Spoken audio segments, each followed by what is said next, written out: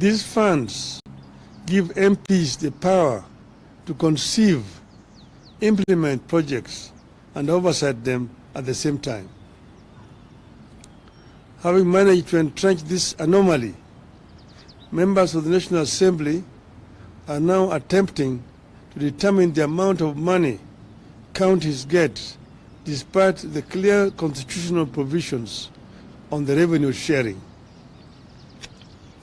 The members of the National Assembly are also scheming to dip their fingers into more executive projects like road maintenance levy fund at the national constituency level, in addition to the National Government Constituency Development Fund and the National Government Affirmative Action Fund. The Constitution assigns 3 roles to members of Parliament, and this is universal. 1, representation, 2, legislation, and 3, oversight. I repeat, representation, legislation, and oversight, period. Execution or implementation of programs has never been and can never be the job of members of Parliament without creating a serious accountability crisis in our governance system to the detriment of us all. Parliament makes laws and ensures that the laws are implemented and followed.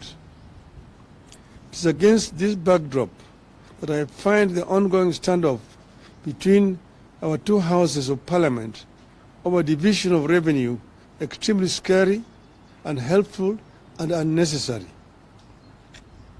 The Constitution we promulgated in 2010 guides the way the government and our country works.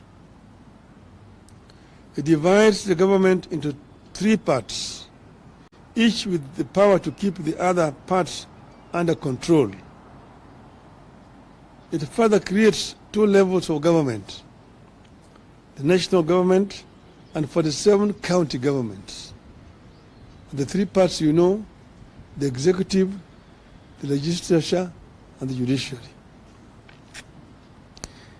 The 2 levels of government work in close consultation as espoused in Article 6, subsection 2 of the Constitution, which states, and I quote, "The governments at the national and county levels are distinct and interdependent and shall conduct their mutual relations on the basis of consultation and cooperation," unquote.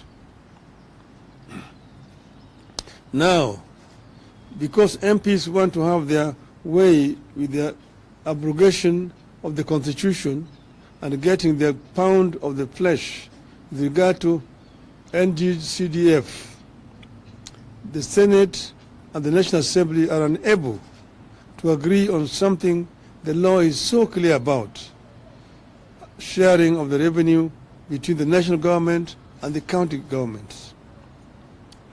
Apparently, the National Assembly is in support of provisions that will lower the amount of money shareable to counties against the provision of the laws of the land and the tradition established since the coming of the devolved units.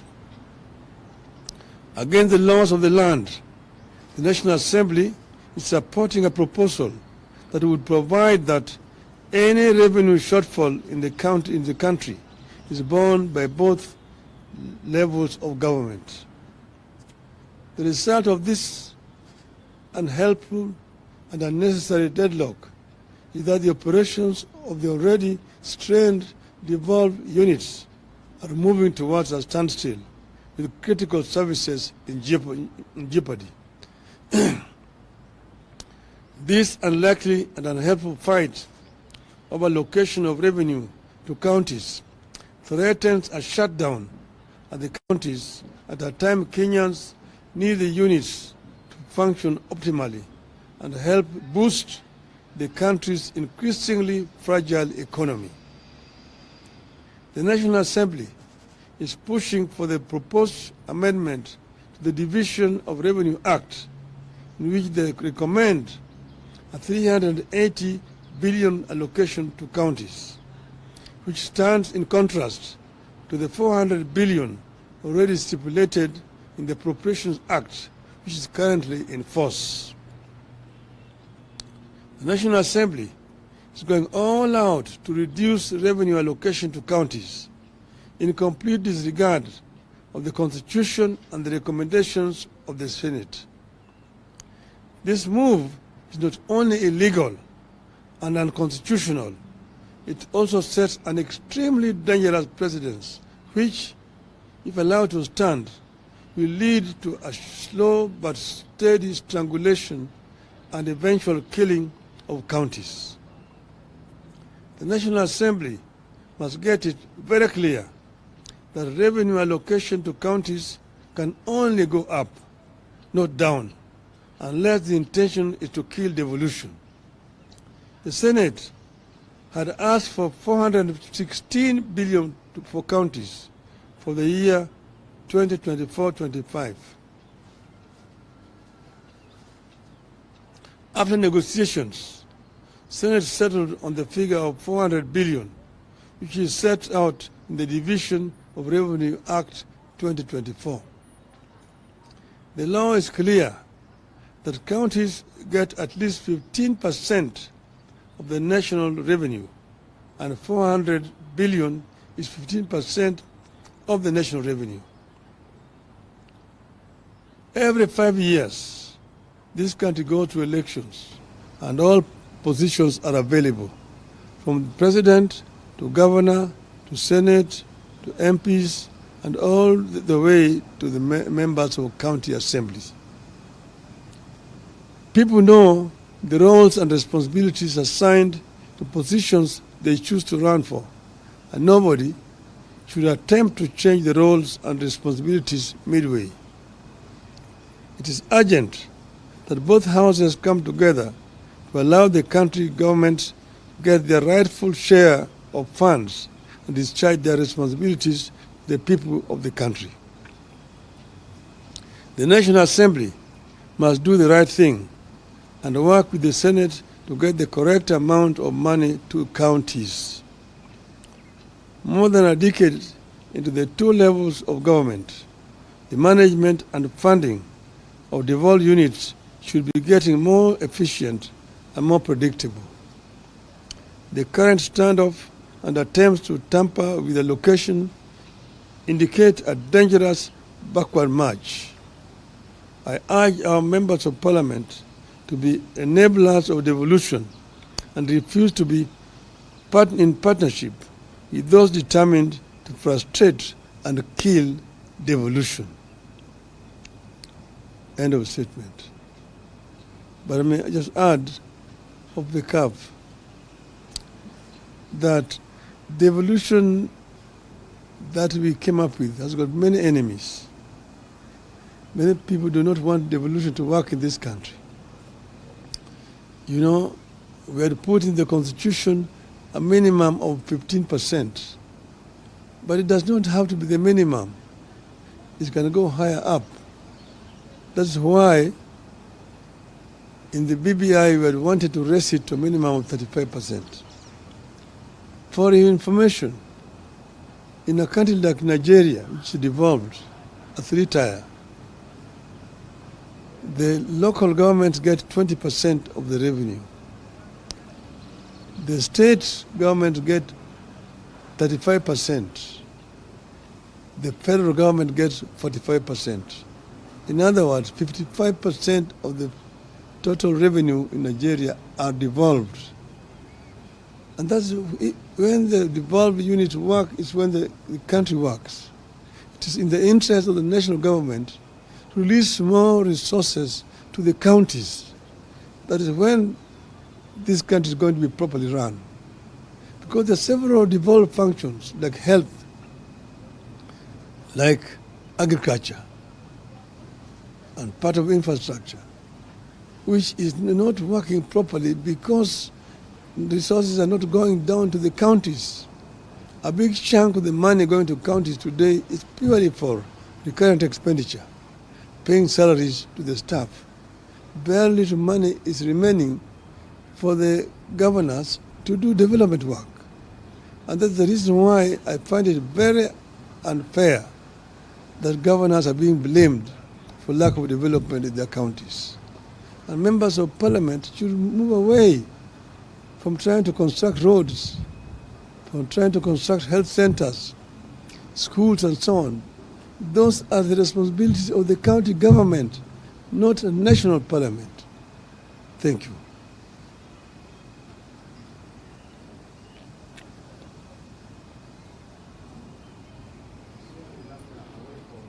No, only these subjects.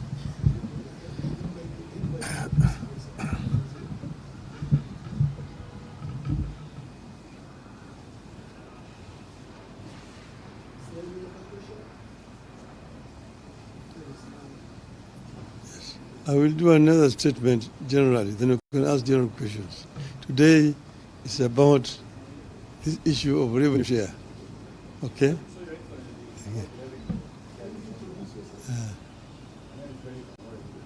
What's the way forward? Because now we are seeing that on some accounts, National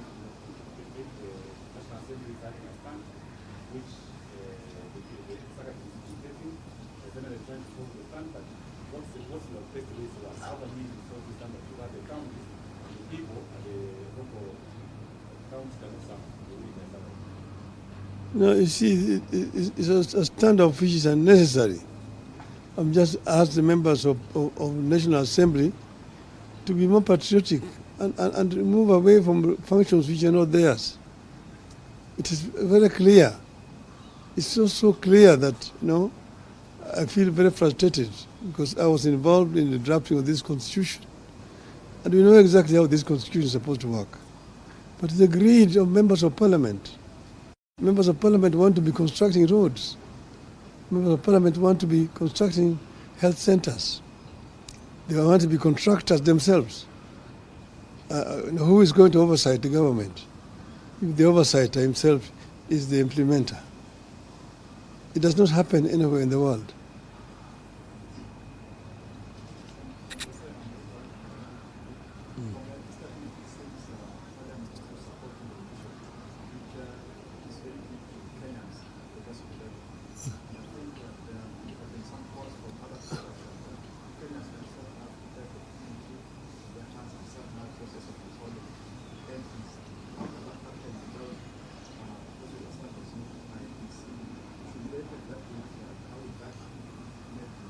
I'm not understanding you clearly. You were saying, should I?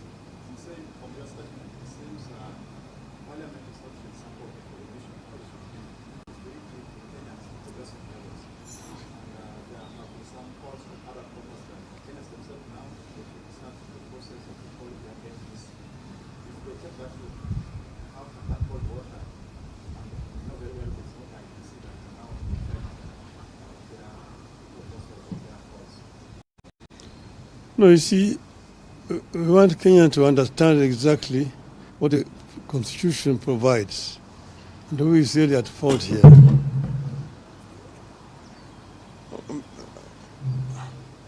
I'm basically trying to create some clarity for this issue because there's some kind of cloud. People don't understand really the bone of contention between the Senate and the National Assembly. And you can also see that, on the other hand, the county government are being blamed, the governors, for lack of development, that they're not doing anything. The development which is available is only done by members of parliament. See members of parliament constructing roads, members of parliament constructing health centers, schools and so on. Because the funds which are supposed to go to the counties for those purposes are being held by the national government in what they call National Government Constituency Fund. And even this road levy fund is going to members of parliament. This is not the work of MPs, this is the work of counties. Today, the bulk of the revenue that goes to counties goes for purely recurrent expenditure. Nearly 70% of the revenue going to counties is only for recurrent expenditure, paying salaries to workers and so on. only 30% remain for development, which is very inadequate indeed. Because the bulk of which will be going there is going into these other funds, which are under control of members of parliament. So if that were to change, then the equation will change. Nearly 50% of revenue going to the counties would be for development projects. And the counties are the ones which are actually best suited to do the development. And then you have got the county assemblies to oversight. Members of parliament are supposed to oversight the national government. You see, they're supposed to represent their constituents. Two, they're supposed to legislate. And three, they're supposed to oversight the government. But they themselves are now being involved in the execution of projects at the constituency level. In fact, there's very little work being done in the National Assembly. The Assembly is most of the times empty. There are no debates taking place in that parliament the way it used to be when we were members of parliament those days. Parliament is no longer doing its work as a National Assembly. This is why we are really calling them to account.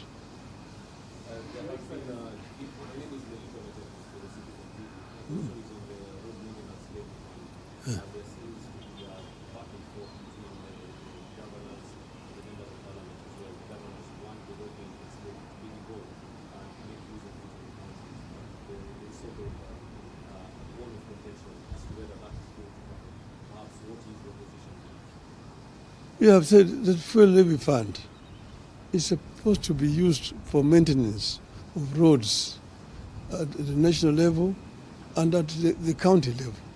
So that should go directly to the kitty of the county government, not constituency fund being controlled by members of parliament. That's what I'm saying. It is the members of parliament are not supposed to be executing things. The members of parliament are supposed to be oversighting. But if an MP himself is the executor, you have a situation where MPs themselves are the contractors. I know examples where you find a president going to launch a road, the contractor is a member of parliament. So if that's not a conflict of interest, I don't know what conflict of interest is. It is embarrassing, very embarrassing indeed. When the president came to power, the party promised to empower the president. They promised to enhance the sources of economy. But what we are seeing from the executive, from the National Assembly, is all what the promise. As part of this line, that is what they look at it. Yes, you know, there's a whole competition between the National Assembly, the national government, and the counties. See, there are people who don't believe in devolution, people who really prefer a unitary system of government. They think that governors are an unnecessary burden.